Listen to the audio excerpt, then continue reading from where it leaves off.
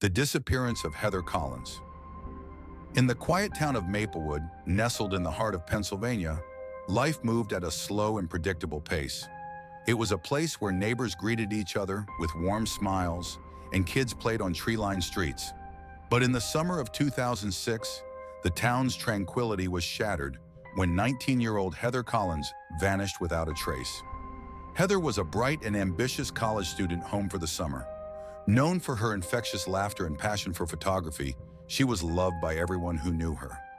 On the evening of June 17, Heather left her house around 8 p.m., telling her parents she was meeting a friend at a nearby diner. She never made it to the diner. Her parents, Linda and Tom Collins, grew worried when she didn't return home by midnight. Calls to her cell phone went unanswered, and by dawn, they reported her missing to the Maplewood Police Department. At first, the police believed Heather might have simply run off or gotten distracted while out with friends. But Linda insisted her daughter wasn't the type to disappear without a word. She had plans: college, a photography internship, and a summer road trip with friends. As the search for Heather began, her family distributed flyers, plastering her face on every street corner. Her bright blue eyes and kind smile stared back at the townspeople, a haunting reminder of her absence. The first clue. A week after Heather's disappearance, police found her car abandoned near the edge of Pine Hollow Forest, a dense and eerie woodland just outside town. Inside the car were her purse, phone, and camera bag, but the camera was missing. The driver's seat was pushed all the way back, too far for Heather's petite frame, suggesting someone else had driven the car. Forensic teams combed through the vehicle but found no signs of a struggle. However, a single muddy footprint on the passenger side floor mat caught their attention. It was a men's size 11 boot, and investigators believed it belonged to the person who had last been with Heather. A disturbing connection. As the investigation deepened, police uncovered a chilling detail. Heather had recently been receiving anonymous emails from someone who seemed to know her daily routine. The messages were unsettling.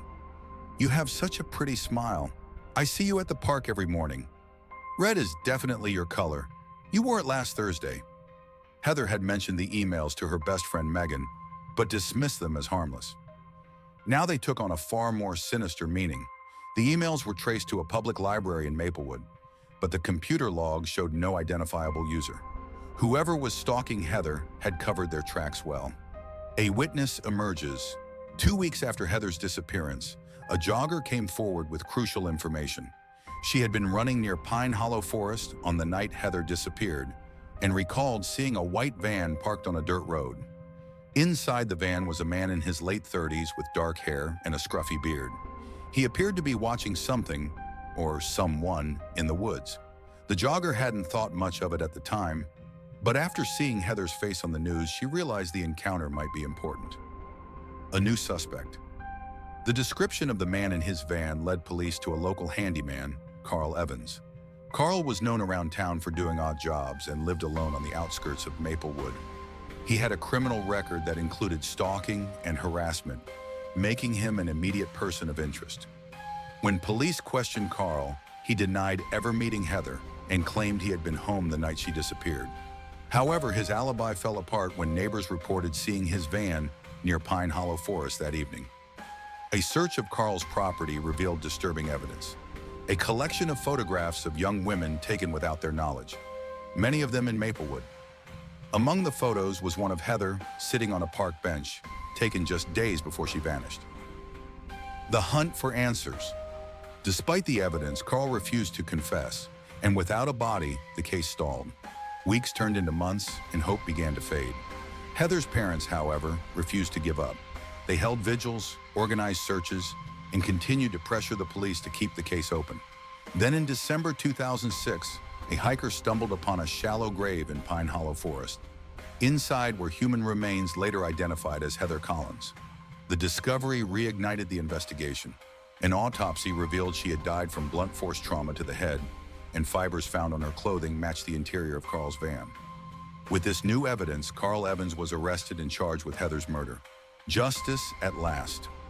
During the trial, the prosecution painted a grim picture of Carl as a predator who had stalked Heather for weeks before luring her into his van. Witnesses testified about his erratic behavior and obsession with young women, and forensic evidence tied him directly to the crime. Carl maintained his innocence, but the jury found him guilty of first-degree murder. He was sentenced to life in prison without the possibility of parole. The legacy of Heather Collins. Heather's death shook the town of Maplewood to its core. Her parents channeled their grief into advocacy, creating the Heather Collins Foundation to support families of missing persons and fund initiatives to combat stalking.